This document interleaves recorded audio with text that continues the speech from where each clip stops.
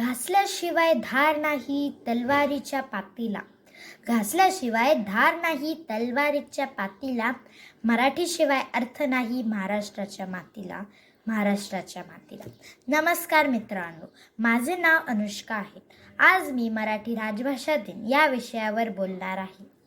इसवी सनाच्या 12व्या शतकात संत ज्ञानेश्वरांनी जी भाषा रुजवली.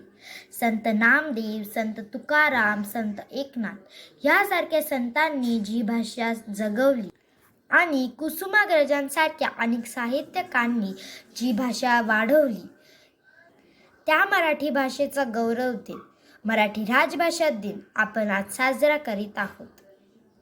कविवर्य कुसुमाग्रज यांचा जन्मदिन मराठी राजभाषा दिन म्हणून आपण साजरा करतो.